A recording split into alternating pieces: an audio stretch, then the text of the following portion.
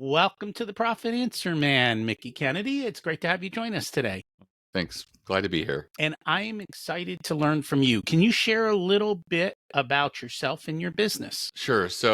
Um, I started it a little over 25 years ago. I had ended up at a telecom research firm about 27 years ago, and I was employee number three. And I had a writing background, even though it was creative writing. I'd finished an MFA in creative writing. They wanted me to write press releases and send them out, and I did, and not much happened. And so I went and looked at what journalists were writing, and discovered that I was just releasing data and not releasing the ingredients that they needed, which is, they like to build a story arc. And once I realized that, I went back into the data and said, what's the story behind some of this data? And pulled those out, sent it out, and started to get lots of media pickup. And it was very transformative for this small business, and it continued to work. So I felt like I could do that for others. And so I spent about a year just reaching out to journalists at the time, mostly in bulletin boards, which were popular 26 years ago. And so I had about 10,000 journalists when I launched in October of 1998. And over the years, PR Newswire reached out to us and said, hey, we like what you're doing. Is there a way we could support you? And I didn't think so, because they charged $1,600 for a national press release of 600 words. I was charging my clients just about $300. And so eventually we came to some pricing that worked. So everybody that goes through eReleases gets a national distribution on PR Newswire, and they don't have to pay anything close to $1,600. It's probably about, with a new customer special, about a third of the price. Nice. Out of curiosity, because you've been doing this so long, have the rules of the game changed? And what I mean by that is not necessarily how you tell your story arc, but back in 2000, everybody read the paper. They got magazines, and that has changed. So how has that kind of affected everything? Right. So I guess around 15 years ago, I had to go to bat with the Newswire to get a blogger that I knew journalist access to the wire. Anybody can look at the releases that publicly hit the wire, but having access is really cool because you can look at an industry feed and you can customize it. So exclude keywords and stuff like that. And I just told them that this particular blogger gets more traffic than the leading trade publication in that industry. And they really rethought things and opened the door to bloggers a little over 15 years ago. And I've been pleasantly surprised that they've been very open since. There are Instagram influencers that are particularly very powerful in the fashion world that have journalist access. Other people. I follow somebody on TikTok called Snackalator, who each week does a grocery store roundup of new snacks hitting shelves. And he says, I pull all of these photos off of the wire and the press releases, because I remember once he was saying, I can't tell if that's a glaze or icing, but this photo's from the press release off the wire, but I'm really excited to see it. And so I reached out to him and said, do you rely on press releases exclusively? And he goes, yeah. He goes, that's when the company announces it, and I get there before everybody else. If I waited until they hit my store shelves, I would be very late. So it does seem like where we get media from is evolving, and it's not, just newspapers anymore or TV and radio. It is people on TikTok, it is Instagram influencers, and they're still seeing the value in the wire. I actually think that the fact that the media industry hasn't been doing very good has been very good for the wires, because it, used to be around 3 wires with one that had worked for a while to try to establish itself. And then they pivoted and gave up. And so journalists just fish in 2 ponds when it comes to the wire of press releases. And that's Business Wire and PR Newswire. That third one that pivoted out of focusing on trying to work with journalists was GlobeWire, and they would just market themselves to publicly traded companies looking to meet disclosure requirements, and didn't really want journalists looking too closely at their financials and other results. And so, despite that, there are wires that other people have probably heard of, like the Associated Press and Reuters and UPI, and they don't transmit press releases. They may receive them, but what they transmit are articles written by them, and newspapers take those articles and pay a licensing fee. So rather than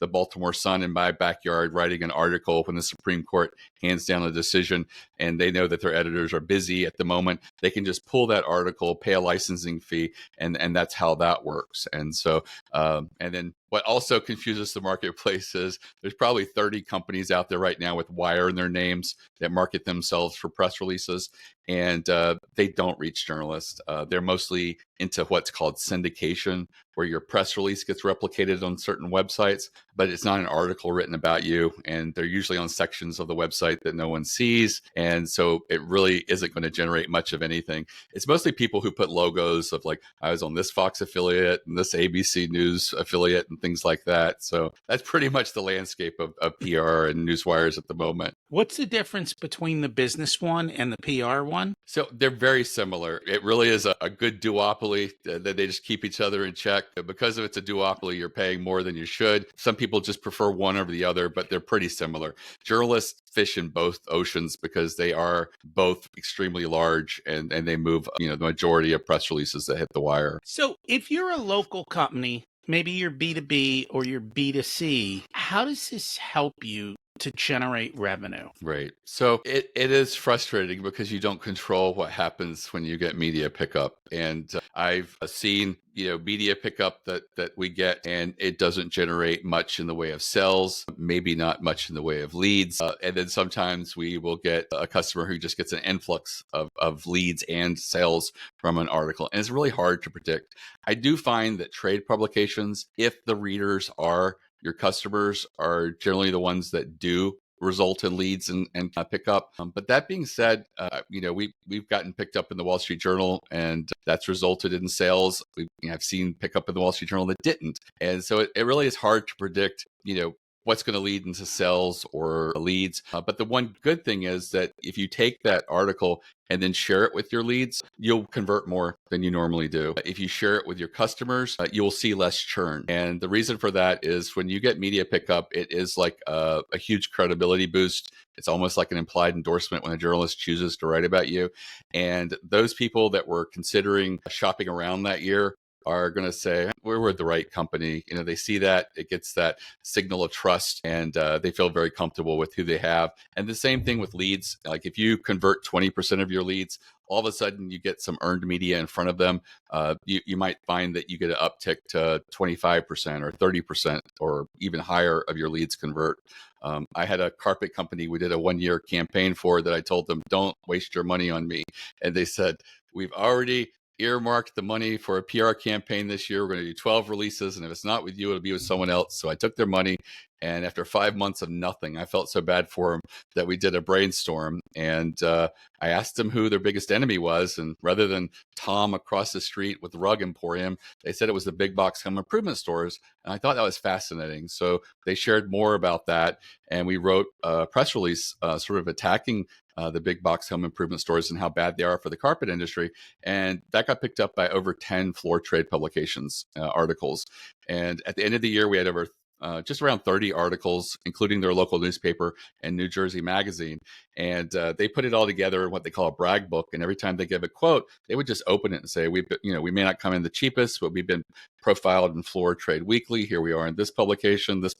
And just by adding that to the sales conversation, an extra minute or two, they increased their conversion 17%. So almost 1 out of every 5 lead that they were previously losing, they were now converting. That's impressive. So it sounds like it's part of a strategy. It's not a, hey, I'm going to do this and people are going to dial me up and buy my stuff. You've got to. Sometimes it is and sometimes it isn't. And you just kind of have to roll with it and continue going. And sometimes you'll get those hits that do, make the phone ring and do result in conversions. And then sometimes it's just, the earned media that you put in front of your leads and customers and add to your website and sort of move on from there. But I do find that it does help you over time. I think it's one of the reasons that we work with a lot of startups, especially those that appear on Shark Tank. And the producers recommend us and say that they should do a release before their episode airs. And some of them stick around and do more releases. And generally, they do a lot of press releases over a 6-month cycle and try to get as much earned media as they can. And then they cut on paid marketing. And they do that because they know that they convert better once they've achieved a little bit of earned media and have the logos on the website, the articles mentioned and linked and stuff like that. Interesting. So if someone wanted to do a 6-month campaign, like what does something like that cost? Well, it's hard to say because I feel like a 6-month campaign for a startup could be a release every month. And I think that most small businesses don't need to do a press release every month. I tell people that, if you're going to try PR, do a PR campaign of 6 to 8 releases. If it takes you do a release every other month, that's fine. If it takes you that you're, sometimes doing them quarterly, that's fine. But really sit back and measure 6 to 8 releases. And you want each one to be strategically different. And you ideally want to do meaningful strategic releases. And when I say that, I mean, the types of releases I don't think you should be doing are the personnel hiring press release. It's one of the most common ones we see, and it's usually not a new executive, and it's usually not an industry veteran. And I just feel like it's a waste of opportunity to pay to go over the wire with something like that. You'd probably be just as well off as just reaching out to your local paper and emailing them a photo and a couple sentences about the new hire. And the same thing with trade publications as well. Interesting. And I think a lot of people may not even know how to do that. Is that something you show them how to do? Just how to build that email to the local and to Well, the it's trade? something that I talk about, and I have a strategic masterclass where I go into detail about the strategic types of releases as well as how to get that local media. It's available free for anyone who wants it. It's at eReleases.com/plan, PLAN. But when it comes to local media, I always tell people you are the best to get local media, and you shouldn't pay someone to get local media. If you think about it, there are probably less than 10 people in your local market that could cover you. Find out who those 10 people are, and now you have a Rolodex of people to reach out to on a regular basis. And by regular, I'm talking maybe quarterly or every other month or as you have ideas. And I do like to do at least quarterly so that you're on their radar. And don't be discouraged because I tell people the first year is just warming them up. It really is just getting in their headspace. And what I tell people also is your first media pickup probably won't be what you pitched. It will probably be them calling you and saying, hey, I'm working on a story about XYZ.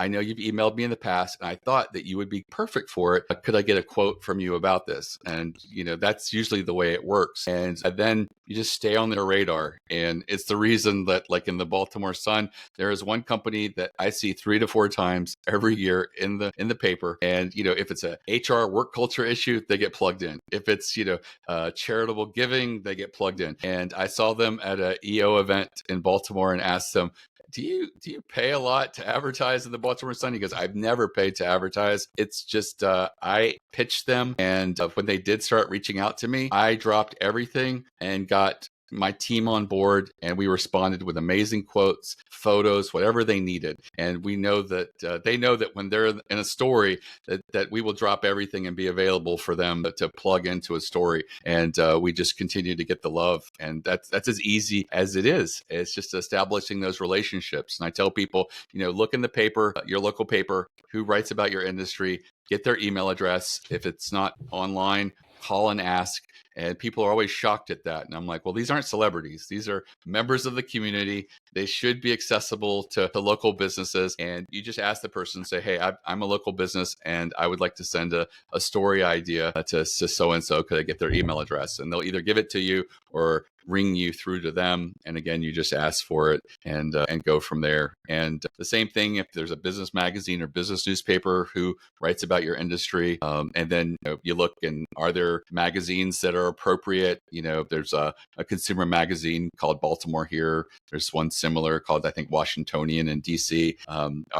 Or are you more B2B? Find out, what the market's like. You can even look at TV and radio, and if they sometimes have segments on the news where they spotlight businesses, call and ask who's the producer or booker of that segment, and get their email address, and just do the same. Reach out to these people at least quarterly, and you'll find that over time you will get picked up. You don't need to write a release and send to them. It's just a short pitch, just a couple of sentences, maybe add a great quote. Because if a journalist sees an amazing quote, they know that they can write an amazing article around that if it's an interesting idea. And by amazing quote, I mean, it could be if you're a wordsmith, but more likely than not, it's just you paraphrased and said something very strongly with a lot of conviction, and it's very tight and concise. And I think that can work really well. Having a point of view that's countercultural, indirect, yeah, that makes a lot of sense. How hard is it to get into some of these business magazines? I don't even know what they all like, Inc.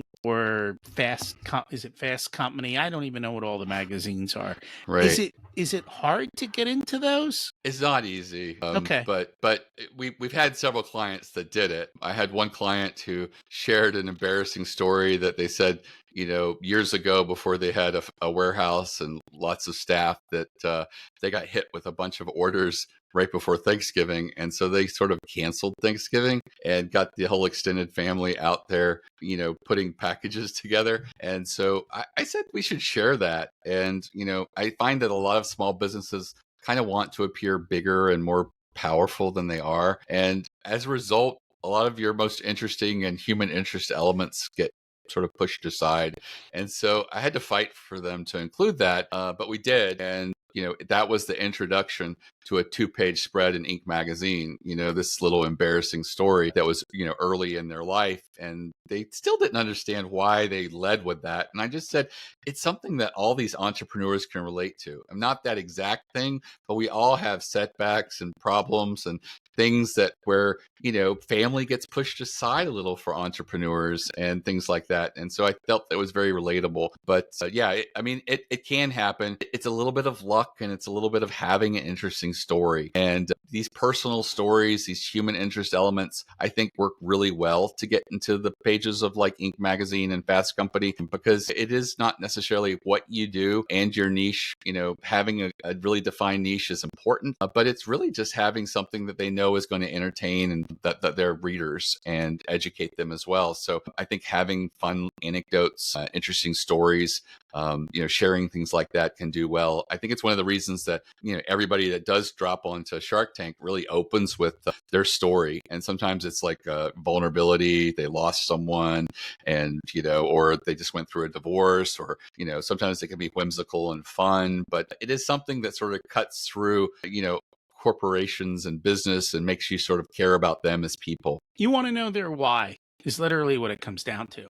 Now, the reason most people fail on Shark Tank is because they don't know their numbers, they can't explain them, and they don't make sense. Right. You fix that part, and it's amazing to me how many people go on that show and they're like, "Oh, you wanted to know my numbers? I don't understand that." It's like everyone's going to ask you, "What are your sales? What's your net profit? What's your gross profit?"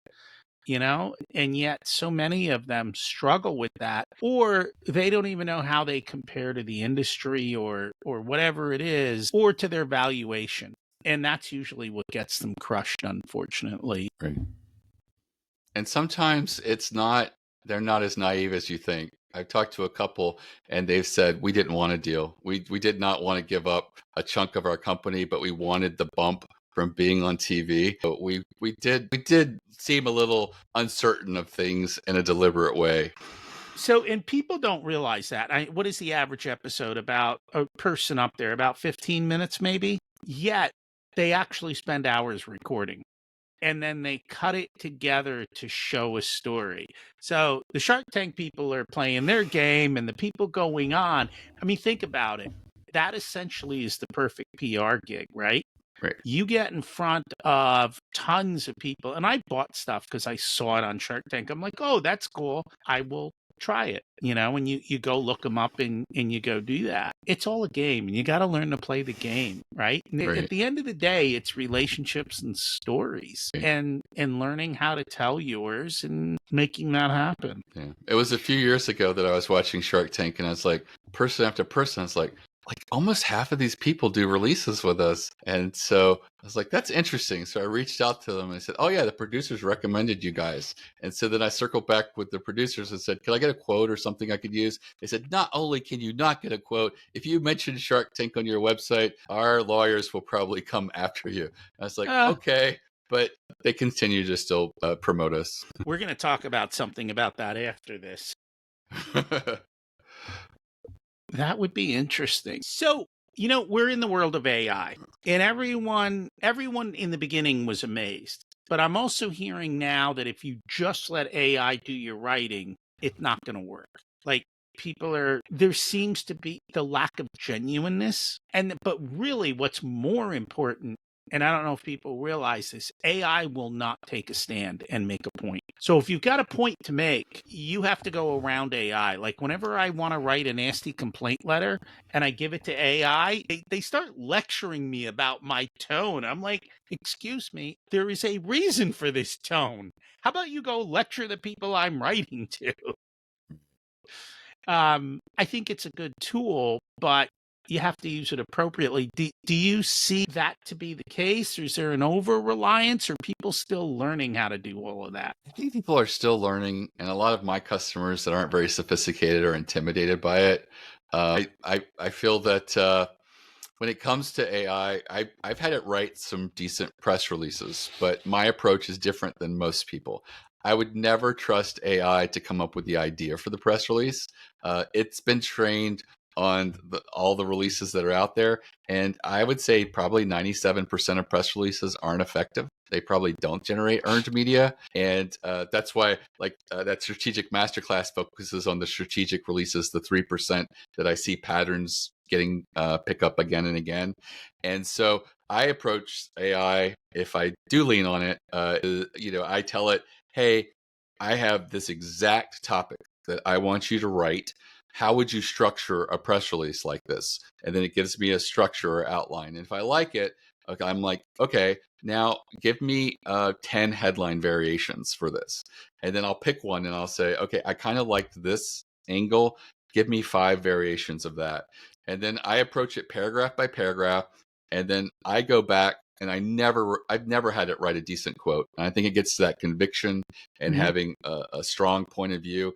I generally have to take a quote that it's written and put it in my language and amp it up a million times because, like you said, AI doesn't want to have a strong point of view. It doesn't want to have a quote that just resonates and is so precise and strong that it stands out. And yet, that is one of the most killer ways to get an article about you. If a journalist is considering 2 articles that are similar newsworthiness and one just has an amazing quote, they know that they can write around that and have a better story. And so, that's one of the areas that I feel that AI is lacking. But I would never trust AI to just write a press release. When you just unleash it, it writes lazily. And I find that if you get it to break down paragraph by paragraph, you'll get a stronger result in the end. And then sometimes if I'm not happy with like the 3rd paragraph, I'll just say, I'm not happy with this paragraph. Give me 8 different variations of this. And sometimes I'll tell it between each variation,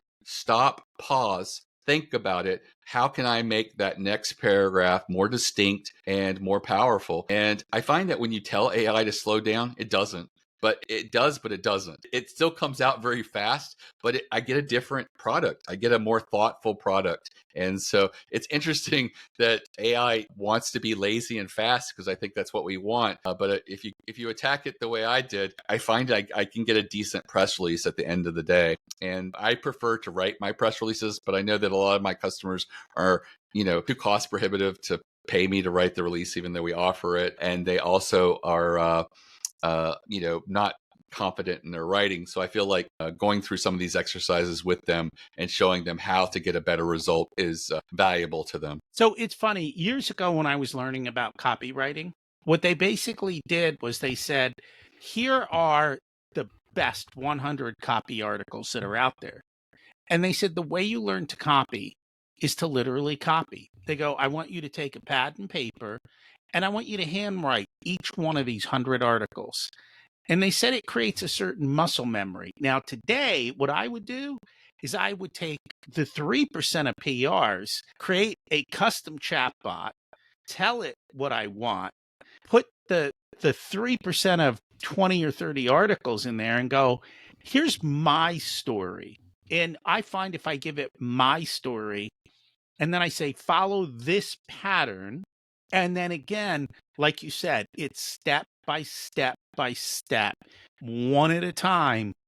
And if you don't like the results of that step, I tell it to go back Or sometimes I will take it and I'll make some changes and I go, I like this better. Now make it better. And so that interaction is really what kind of works to bring it about. And I think, you have to be, so we always talk about being more resourceful. This is a classic of how you be more resourceful. Now, if your time is valuable, okay, pay Mickie. But if you don't have the money, then do it. The thing is, nothing against you, right? If you learn how to do this, it becomes a skill that over time becomes automatic. Or you outsource it. You got to figure out what you want to do and what works for you. And that's kind of what it is. You've talked a little bit about how you help people. You want to kind of wrap it up and just kind of let people know what you do and how you do it? Sure. So all of our releases at eReleases today go out nationally through PR Newswire.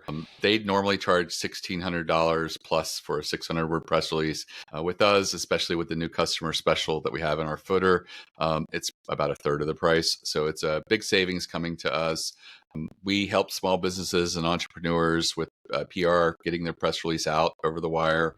If you want to check us out, the website's eReleases.com. We have chat, email, phone, and there's no salespeople. It's just we have about 6 editors, and we're very used to helping people with their first PR campaign. If you have a press release you want us to take a look at, you can send it to us, whether you're a customer or not. Allow a couple business days to get back to you, but we'll give you some suggestions or whether we think it's working or not. And we're really passionate about helping small businesses, so we're very accessible and easy to work with. And we don't work with a big upfront payment or anything like that. It's very a la carte per press release, and we try to make it very affordable for people. I like that. You made a comment earlier. I wanted to follow up on it. Are you part of EO? I am. I'm part of the Baltimore chapter. How has that helped you? So I think it's helped me quite a bit to just have other business owners that you can lean on and talk to. We have a very intimate little forum that we meet with monthly, and it's just really great to have other business people that you can talk about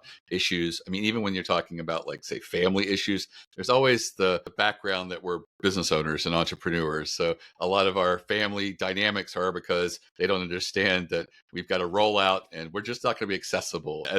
I'm not a father or a spouse for the next week or anything like that. And so I find that really valuable. And there's also a lot of resources that other EO members pass along to people, and people that are good to work with and things like that. So I like it a lot. I find it a very valuable resource, and really helps me to feel like I'm part of the community. Cool. I'm a big fan of EO, big fan of EOS. We love all these systems and processes and kind of that hive mind of getting into a mastermind group and being able to do that. You mentioned the free course earlier. Why don't you just go ahead and mention it again as we close Sure. out? It's ereleases.com/plan, PLAN. And basically, I went through the 3% of press releases that work and found patterns that work again and again. And so if you don't know much about PR, but you start there and you build a PR campaign of 6 to 8 releases and you followed most of those, you will have a lot more hits than misses with press releases. And I think that is really valuable, and it's free. And people say I should put a paywall around it, but I'm just like, I want my customers and others to be doing more meaningful releases, because if they have more hits, I know they'll come back and do more releases. And that's the key. Always be giving is what I say. Thank you so much for joining us today. Well, you're very welcome. Thanks for listening to this unedited video of the Profit Answer Man podcast. If you'd like to catch the full episode and learn more about what we do, check us out at profitcomesfirst.com. We also go through the Profit First book in each and every chapter in the beginning episodes of the podcast, so check those out as well.